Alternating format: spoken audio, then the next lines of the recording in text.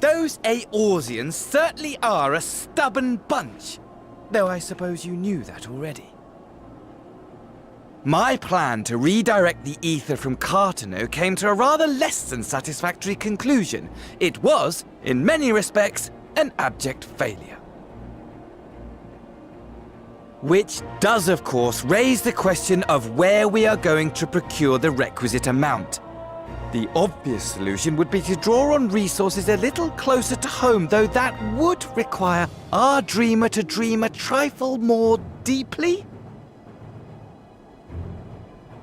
So be it. The dreamer will not complain. Then let us begin the preparations at once. With the gateway of the gods complete, all that remains is to gather the necessary ether, and our prize shall be within reach.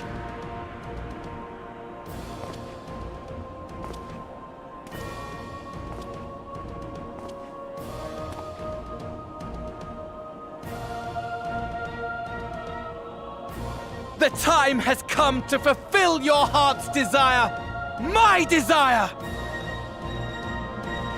To relieve those wretched creatures of their meaningless existence!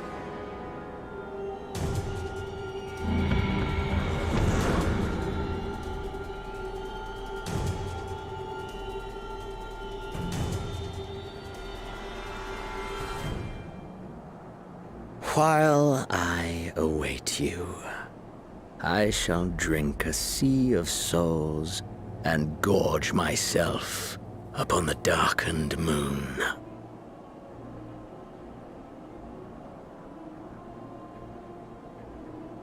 Then you shall come to me, all roiling rage and rancor.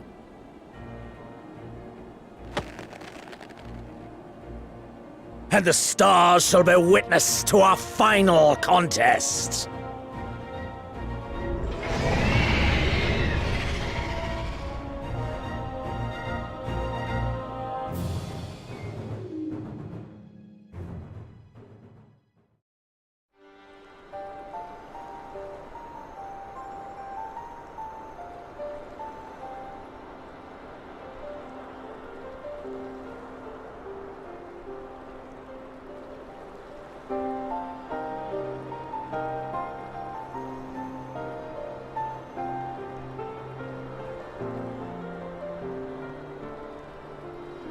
As I thought, the ethereal currents have been disturbed here too.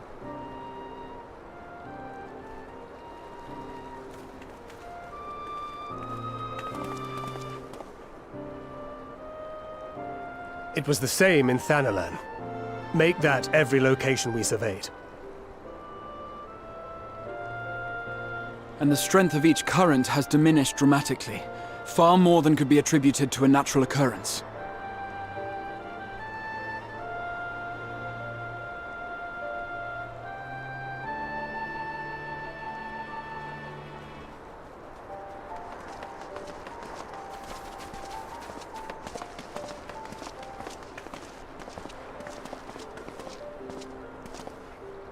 What tidings bringest thou from Dravania? We took a number of readings, and noticed that the closer we were to the tower, the lower the etheric density became. In short, the towers are drawing upon the land's ether, which would explain how they were able to carry out the summonings.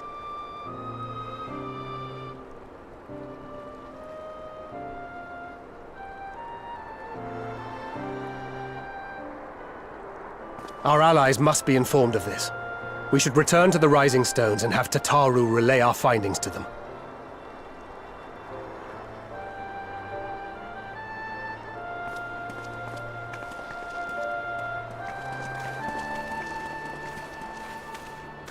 Hear me. Hear me.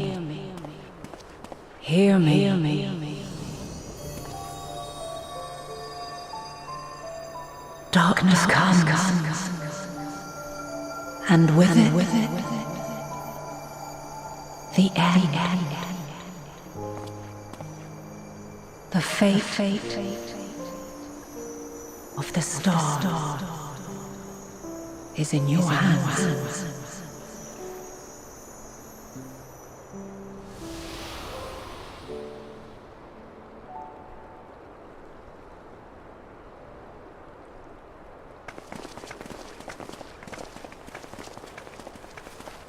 Everything all right back there?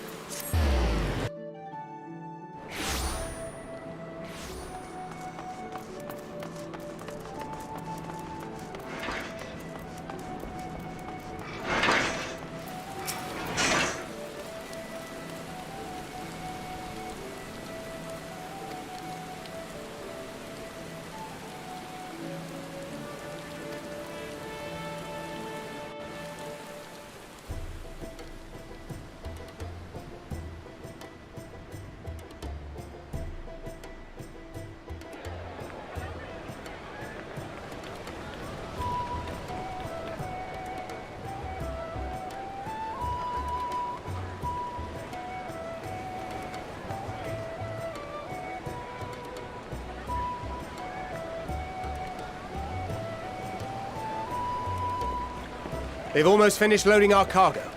We should be ready to depart right on schedule, or so I'm told. Excellent. 'Tis nice to have a smooth beginning to one's journey, at the very least. It's funny.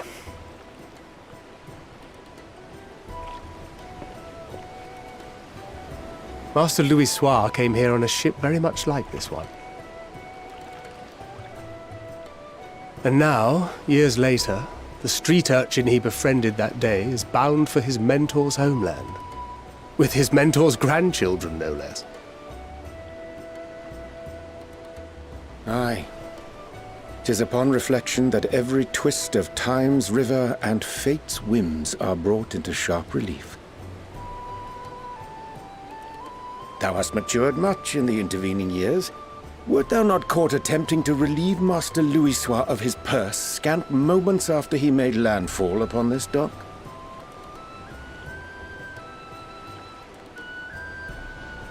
Oh, really? Now that's a tale I'd like to hear.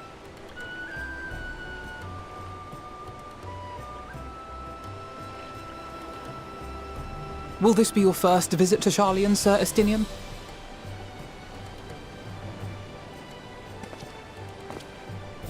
Sir Estinian? Are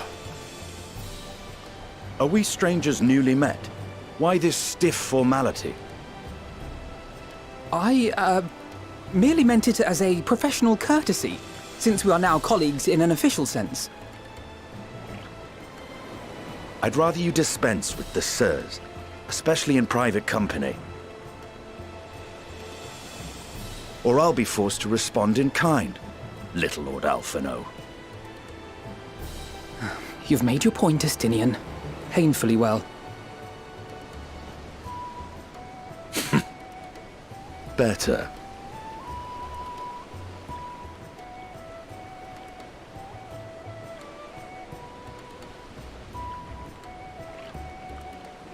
Are you all right, Tataru? You seem positively distraught. Distraught? Me? Don't be silly. I think it's lovely that they get to see their homeland. It's just, we're trying to thwart the schemes of an army hellbent on destroying the world. And once again, I have to stay behind and worry that this is the last time I'll get to see my friends.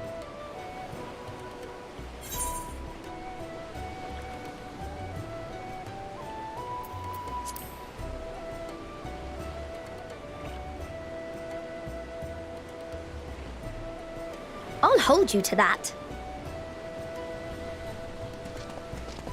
Ah, good. You're still here. Hori! Kultine! What brings you all this way? We're to assist the Maelstrom and the Kobolds with a lunar primal operation, so we thought we'd see you off before heading to the tower. Flamine and the others wish you all a safe journey, and promise that they'll look after things here until you return. We will too, of course. Aye. We, your fellow Scions of the Seventh Dawn, will do our part to ensure the end of the world won't happen on our watch.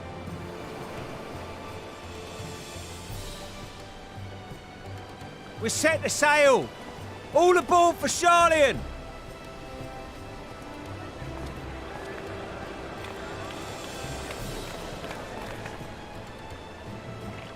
It's time. Then we must delay no longer. We will contact you the moment we learn aught of value. Wish us luck.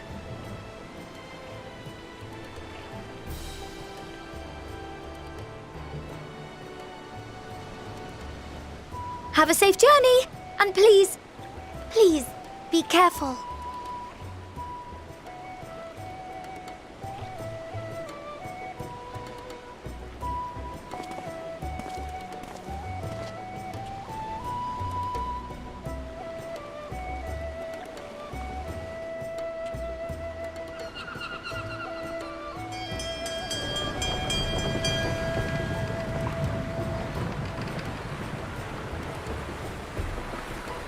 And so you venture forth unto the unknown. A fate beyond the horizon that cannot be divined. A future undefined and in flux. In uncertain times, naught but the simplest words of wisdom will suffice.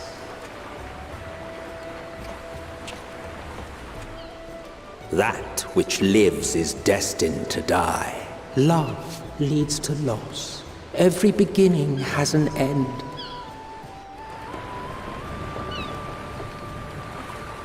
treasure every moment, every step of your descent.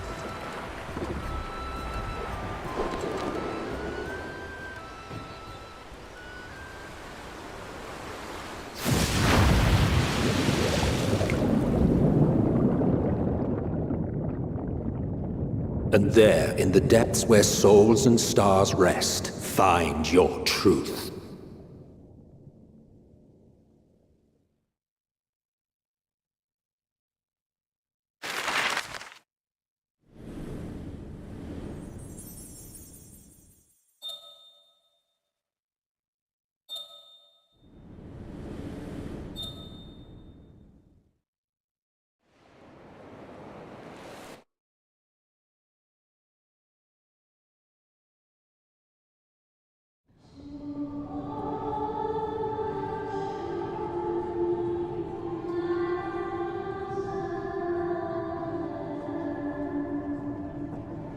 Here.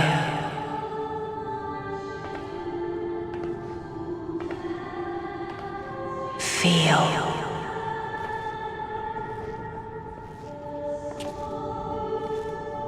Think.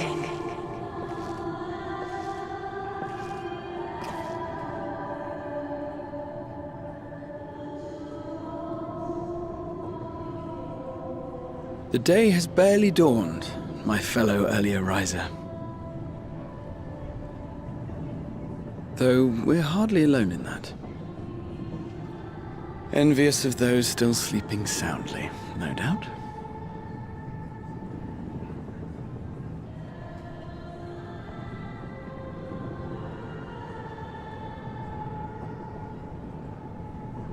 Called out to you, you say?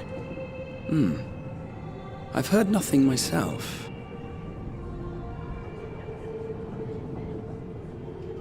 In any case, I dare say the sea air will do you good. Why not join the others on deck? Charlian should be coming into view at any moment.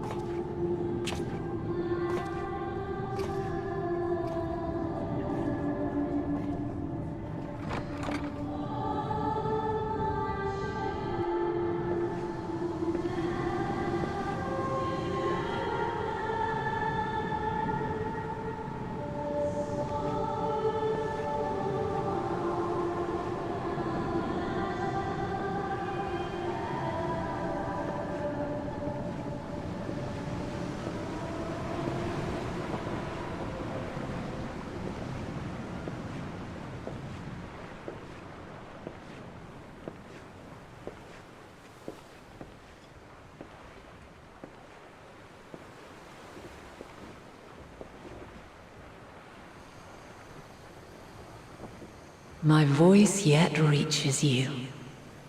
I am glad. Hear, feel, think. And thus do we meet face to face at last, my warrior of light, guided by the crystal.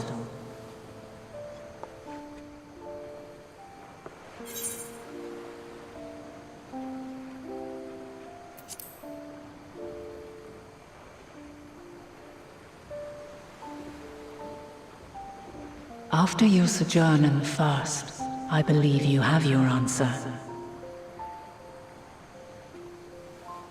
You have gained an understanding of what I truly am, what Eidolon has always been, a primal.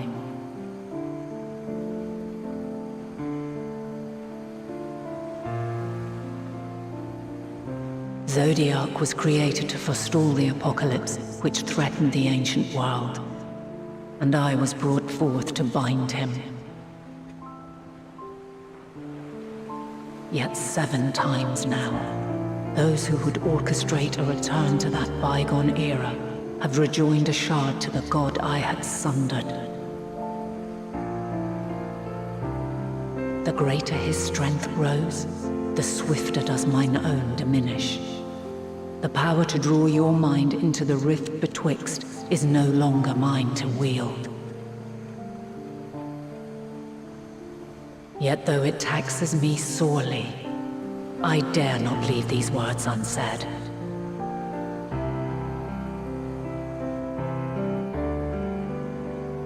Even bereft of my guidance, you and your companions have accepted the burden of this star's troubled past. A conjunction has begun to form, an intertwining of your time and mine.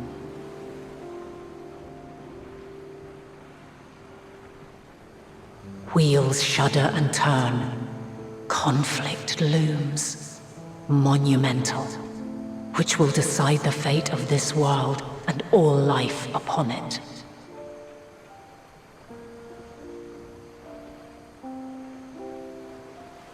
When you truly understand what is at stake, and your journey has prepared you to surmount the insurmountable, then shall I honor the promise made in another time, another age.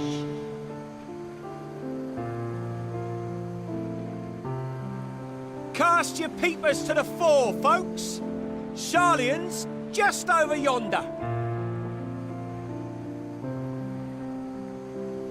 I will not keep you further.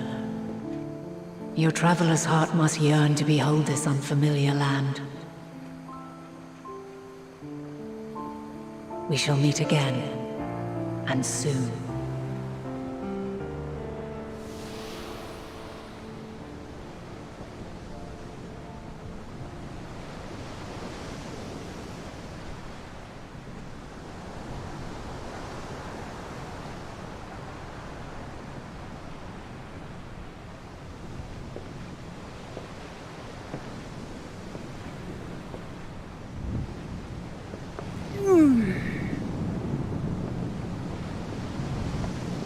Oh, what a fine morning. Oh, still a bit stiff though. And a good morning to you too. Taking a look at the island already? Then let's go. Let's go! Might still be room in the prow if we're lucky.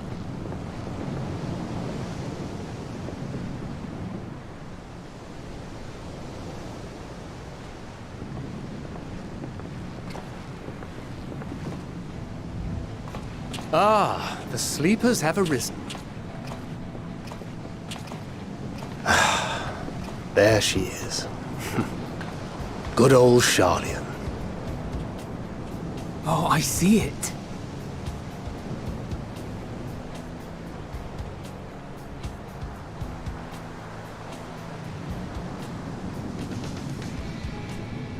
Home. Home at last. Well, maybe not in Father's eyes, but we'll manage on our own, if we must. You do know you're not alone in this, don't you? Indeed, 'tis as Sir Estinian saith. Forget not the comrades who boarded this ship at your side, I prithee.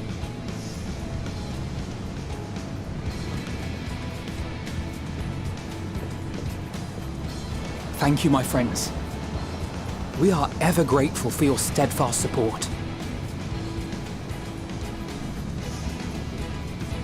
Upon arrival, we will be disembarking into the heart of Sharlayan proper.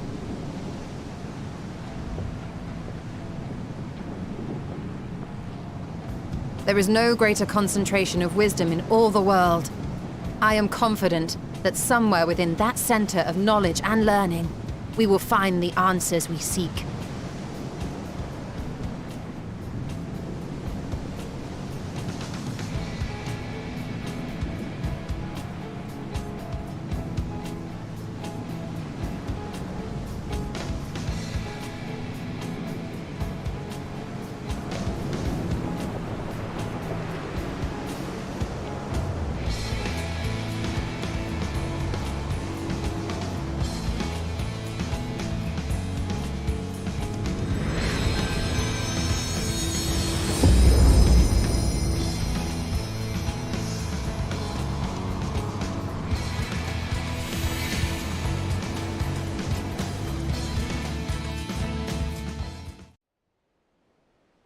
Sharlayan, the solitary island nation of the northern seas,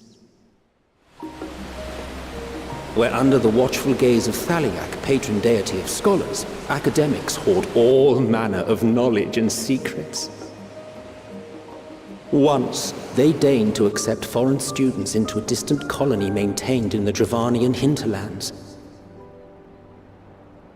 How swiftly they abandoned it once the first Garlean boot set hostile foot on Alamegan soil.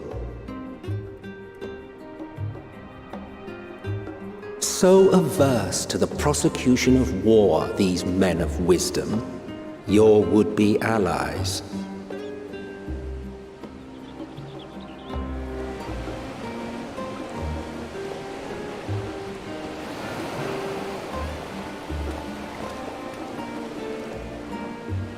I thought they'd never let us off the ship. What's next, then? Entry applications? Hopefully they find no cause to deny us.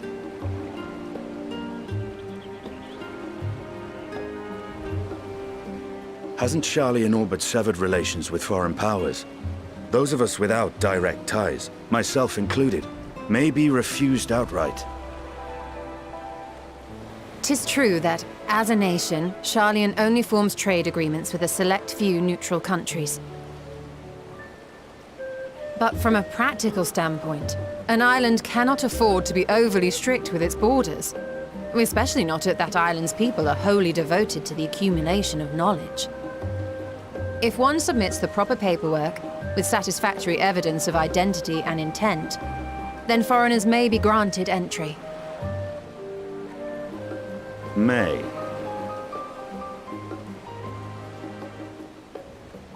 Quite.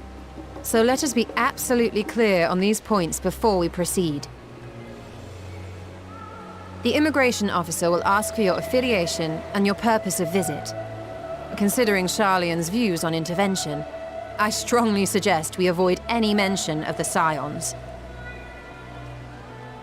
Kral has laid the groundwork for us to act as associates of the students of Baldessian, and our ostensible reason for being here is to aid in their order's restoration.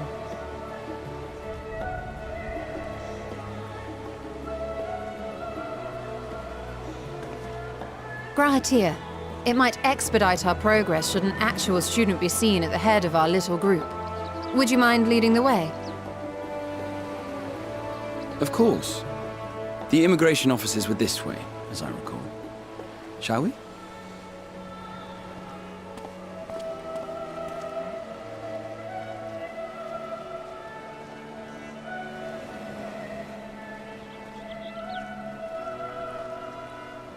Greetings. We've just arrived and are eager to make our way into the city. Would you be so kind as to process our entry applications? Certainly. I see by your mark you are an Archon. I am. Grahatir of the Students of Baldessian at your service.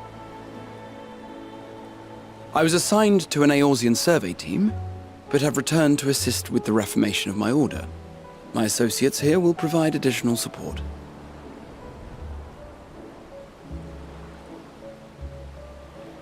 Very good. I have paperwork detailing your group and its scheduled arrival for today. And it seems some few of your companions are also Archons. If you'll step forward, we can process those applications first.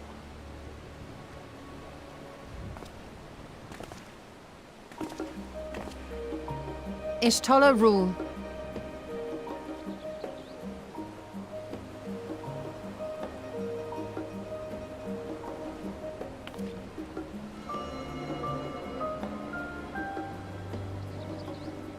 See how it glows? That list is etherically linked with the citizen registry kept in the main repository.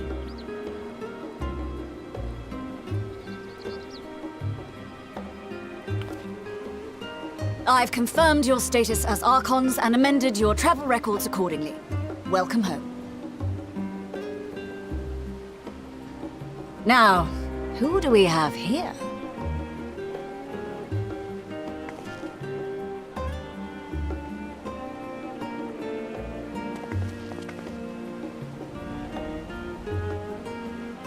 Alphino Leveilleur.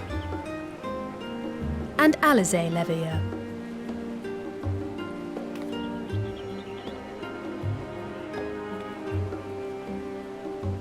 Your applications have also been approved. Having said that, the streets are abuzz with talk of how House Leveilleur's lord disowned his young progeny.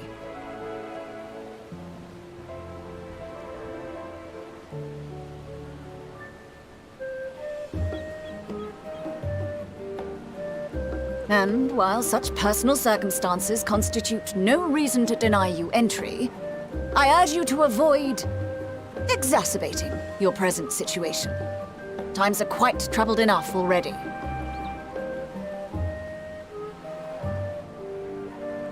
We shall keep that in mind.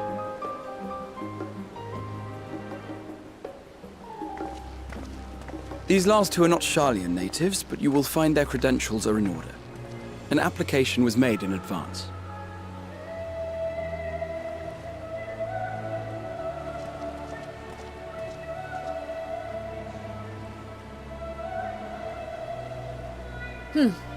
Name and occupation?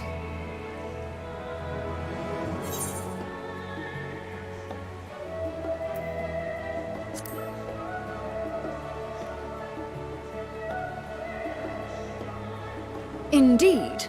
Your profile describes you as an adventurer, but one also trained in the rather more constructive pursuits of procurement and production. You may enter.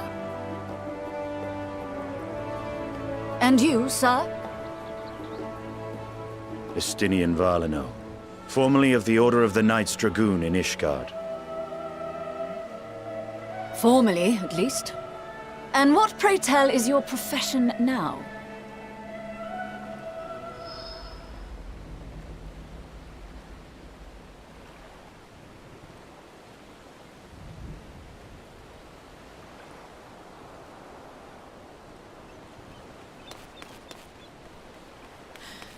If you'll allow me...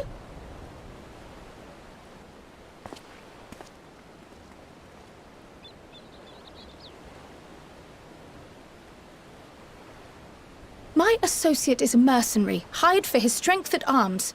Surely you are aware of the dangers we often face on our forays into the wilderness. Mistress Baldessian, if you insist on sponsoring his entry, then so be it.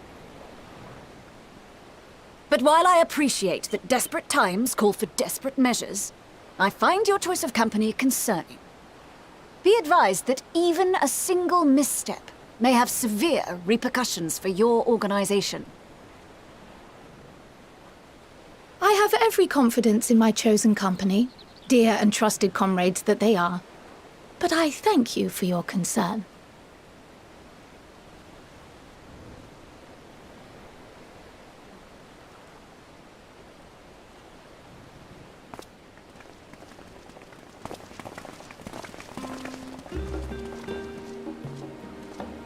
Croyle!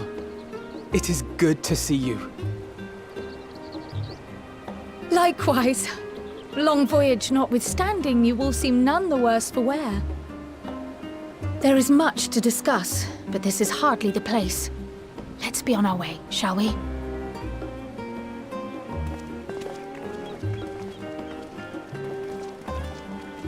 Oh!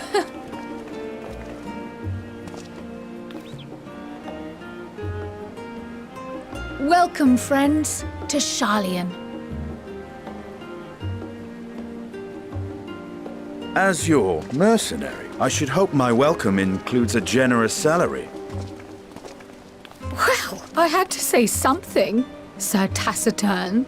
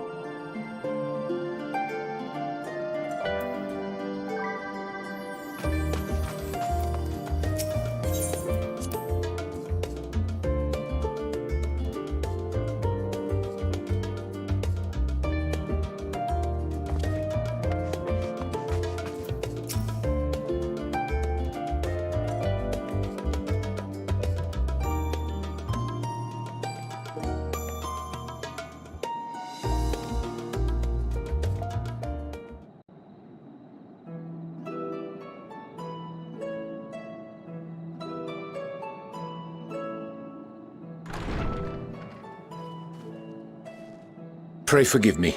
I was delayed. It's fine, Urianger. We're all here now. Let's get down to business then, shall we?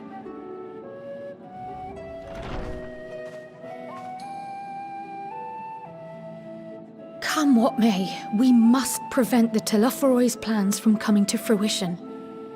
At present, I see two paths for gathering the information which may aid us in achieving that goal. The first involves an investigation into the change which has come over Sharlayan, not to mention the recent inscrutable behavior of the Forum. As most of you know, the 99 members of the Forum are elected from the general populace. This alone guarantees a plethora of opinion with regards to foreign policy. The bibliotheques, for example, are a group of conservatives which would have Sharlayan focus on recording history, while remaining entirely uninvolved in the making of it. And at the other extreme, we have advocates for proactive diplomacy and direct intervention.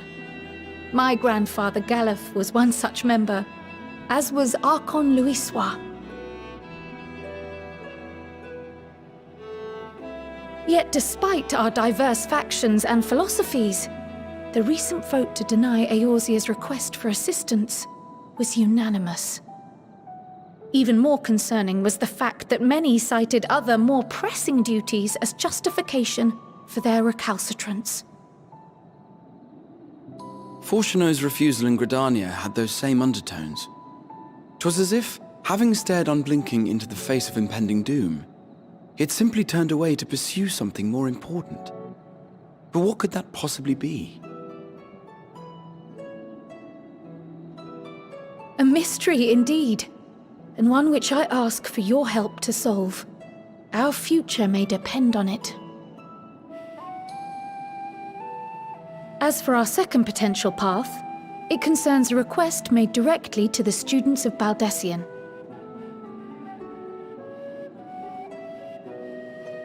Our organization was founded primarily to study strange and unexplained phenomena the world over. Mysterious relics and ruins, arcane disturbances, and so forth. Compared to our more isolationist Sharlayan colleagues, we have strong connections overseas, namely with scholars and academics who share our passion for the unknown.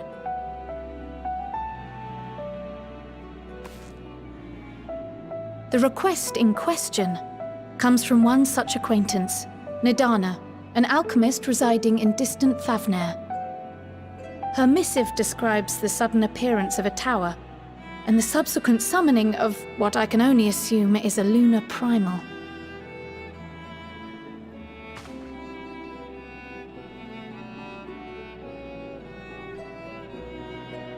In response to this threat, the satrap of Radzat-Han, the individual who governs the city-state, has instructed the alchemists to find a means to deal with the spire.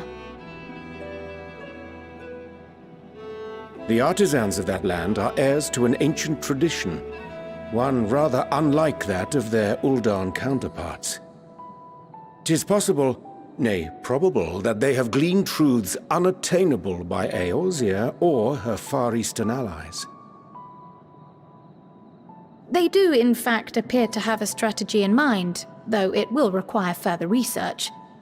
To that end, they have requested an introduction to a capable warrior shielded by the blessing of light. Assuming we divide our forces to pursue both of Kral's lines of inquiry, then having you join the group heading to Thavnair would seem the obvious choice. But the investigation in Sharlayan is of vital importance as well. Equal, I think, to the Thavnairian one, given that the fate of the world may hinge on the results of both. Yes, it is quite the quandary. Though it is a great imposition and an altogether too common one, our efforts would be more likely to succeed were you to lead the charge on both fronts.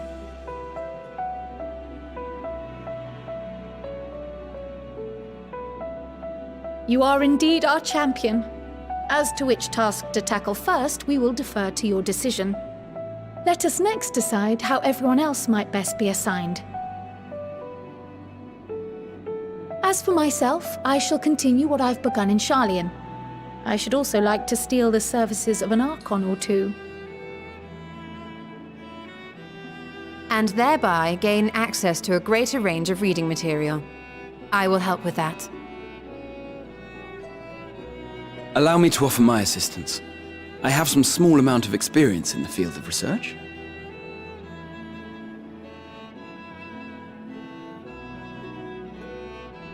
Alize and I would also like to help, if you would have us. Anything to understand even a fraction of what our father and the Forum might be thinking. Of course, the more the merrier. Right. The rest of us will make the journey to Thavner. Thoughts? Objections? I passed through Thavner on my way to infiltrate the Empire, and though I'm not qualified to give a guided tour, I did gain a sense of where things lie. I'll be happy to have you along then. So for this group, it will be you, me, and Urianger. Give me a moment afterwards, and I'll supply you with all the details of Nadana's request. Consider this hall our rendezvous point once our respective tasks are complete. May our investigations prove fruitful.